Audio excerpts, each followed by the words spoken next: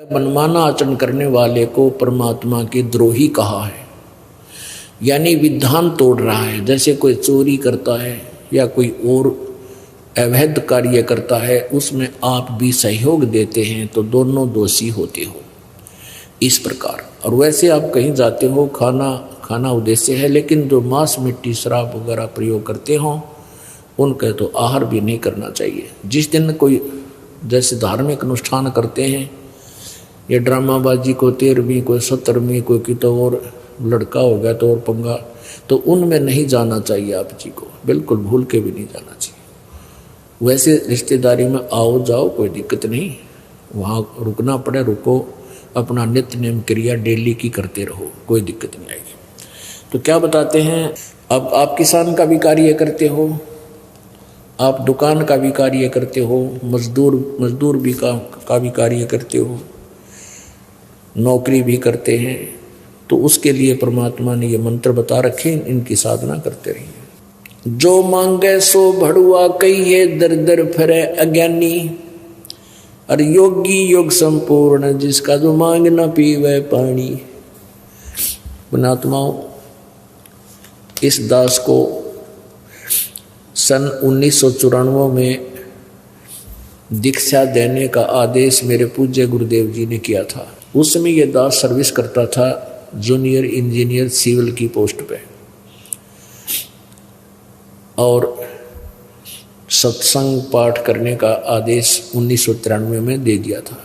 उस दिन से आज तक इस दास ने किसी के सामने एक नए पैसे की डिमांड नहीं की, ना किसी की पर्ची काटी, और ना ही किसी से न्यू का 10 रुपये दान करते हैं। अब परमात्मा कहते हैं, जो मांगे सो बढ़ुआ कहिए, दर दर फिरे अज्ञानी, और योगी योग संपूर्ण, जिसका जो मांग ना पीवे पानी। कहते हैं भक्त, योगी माने भक्त, संत वही है जो मांग के पानी भी ना पीवे। परमात्मा आगे तागे व्यवस्था रखे। आप देख रहे हो परमात्मा की कृपा से, क्योंकि आप जी को ऐसा मंत्र दिया जाता है, परमात्मा तुरंत आपको लाभ देना शुरू कर देता है।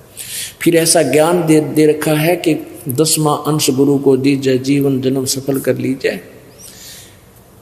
यही वेदों और पुराणों का विधान है, लेकिन पूरे गुरु के बिना दिया हुआ दान फलता नहीं। तो आप जी को परमात्मा इतने ठाठ कर देता है,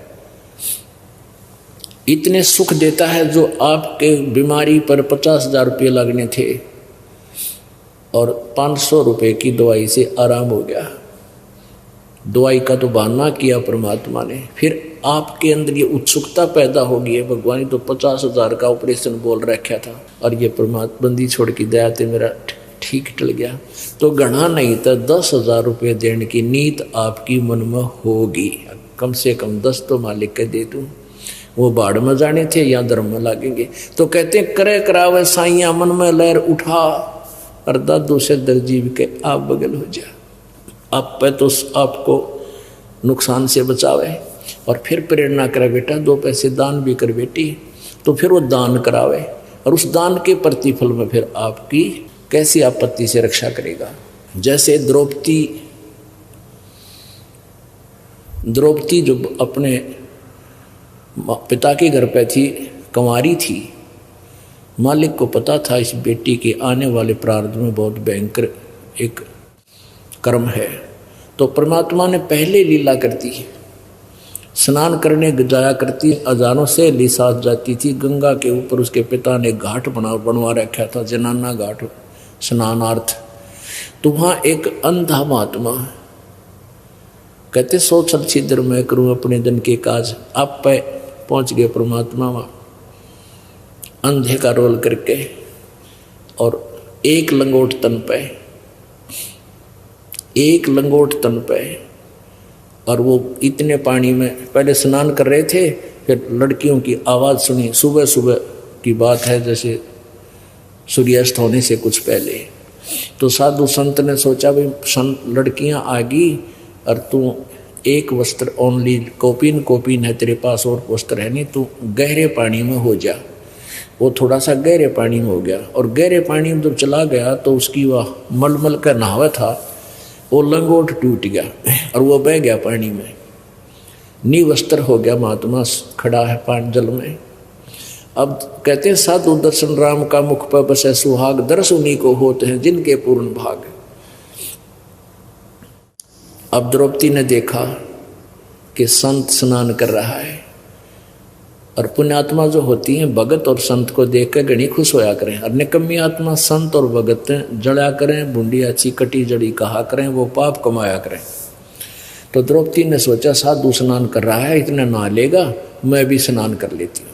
अब द्रौपदी ने स्नान कर लिया, सारी सहेलियां ने स्नान कर लिया, तो बाहर निकली तो फिर देखा वो साधु दिखा, जो फिर याद आ गई, देखो हो संत जी तो स्नान ही कर रहे हैं। फिर लड़की ने अपने कपड़े बदले, जो साड़ी बांध कर गई थी वह नहा धो कर तो सुखा दी, कपड़े ताजे नई साड़ी जो बांधी। फिर क्या देखती है कि सामने साधु खड़ा है, ये नहा भी नहीं रहा है, ऐसे हाथ मार रहा है। उन्होंने सोचा था संत कि कोई कपड़ा बह के आ जा और अपने पर्दे पर लपेट कर मैं यहाँ से चला जाऊँ, और शर्म का मारा वो इतने पानी में चला गया कि मैं निवस्त्र हूँ। लड़कियां साथ में नहा रही हैं और लज्जित होएंगी, मुझे शर्म आ रही है, इतने पानी में चला गया। और वो ऐसे हाथ मार रहा था, ऐसे ऐसे लंबे लंबे हाथ करके। लड़की ने सोचा संत जी स्नान नहीं कर रहे, ये तो कोई वस्तु ढूंढ रहे। फिर अपनी ध्यान दृष्टि से विचार किया कि ओहो महात्मा तो निवस्त्र है, बाहर कोई कपड़ा है नहीं, और ये शर्म के मारे बाहर नहीं आ रहा, और मैं बोलूँगी तो घने शर्मिंदे हो जाएंगे, जब थोड़े से आगे चले गए तो बह जाएंगे पानी में, ये शर्म बहुत मान रही है। तो द्रौपदी ने क्या किया, अपनी साड़ी में थे, अपनी ही साड़ी में थे, एक गट का, एक बेलांत का, यानी 9 इंच लगभग कपड़ा पाड़ा, ऐसे चौड़े पड़ते हैं, और वो पानी में बहा दिया।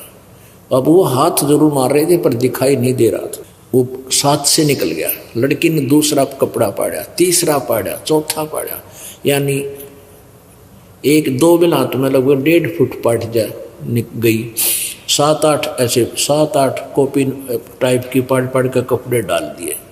साधु संत का हाथ नहीं लगे क्योंकि वो ब्लाइंड था। तो उसमें क्या किया, एक लंबी लकड़ी लाई उठा के, और एक बेलांत का और कपड़ा पाड़ा, एक गठ का, और लकड़ी का लपेटा दिया, और धीरे धीरे धीरे धीरे महात्मा जी जैसे हाथ कर रहे थे ना, उस हाथ के आसपास कर दिया वो कपड़ा। संत ने ऐसे कपड़ा पकड़ा और शुक्र मनाया, है भगवान बड़ी दया करी, आपने बड़ी दया करी।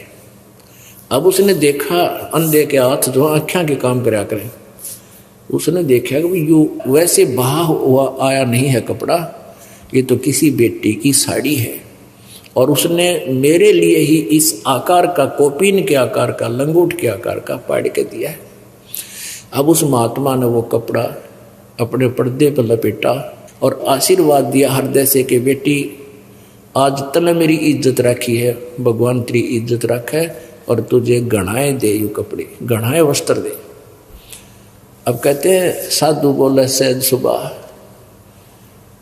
और 7 वचन पलटे नीचे पलट जाओ ब्रह्मंडे। अगर संत है तो पुण्यात्माओं, इस प्रकार वो परमात्मा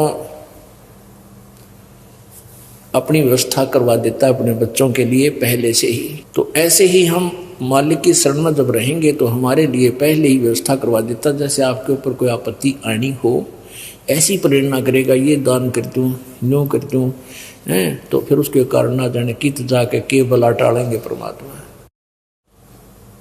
जब द्रौपदी का तीर नहीं समाप्त हुआ, दुर्योधन और दुशासन उसको नंगा करने लगे, तब श्री कृष्ण जी पांडवों के धार्मिक गुरु थे। तो फिर द्रौपदी ने पूछा, जब कभी कृष्ण जी वहां आए, कि हे भगवान, मेरे ऐसी कैसी रजा हुई, मेरे ऊपर बड़ी दया हुई परमात्मा की। तो कृष्ण जी ने बताया अपने दिव्य दृष्टि तो देख के कि द्रौपदी तूने कभी किसी साधु संत को एक कपड़ा दान कराया था, एक ही लीर, क्योंकि जो उसको मिली वही दान दिखा उसने से कृष्ण जी ने। एक लीर यानी छोटा सा टुकड़ा दान दिया था, जिसके कारण आज तेरा ये ढेर लगा दिया मालिक ने।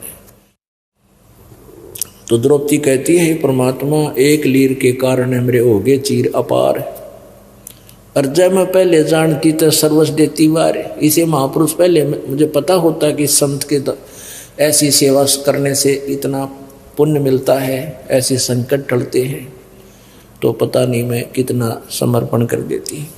तो पुण्यात्माओं,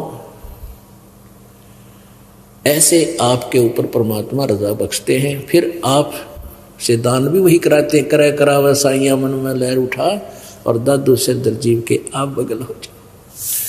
अब देखो पुण्य, एक विचार करने की बात है कि जैसे द्रौपदी एक राजा की लड़की थी, और उसके साथ नौकरानियां भी सैकड़ों के साथ गई हुई थी। अब वहां द्रौपदी ने लालच किया, कहते लोभ करे तो ऐसा करे, बैराग नाम है त्याग का 5-25 माह।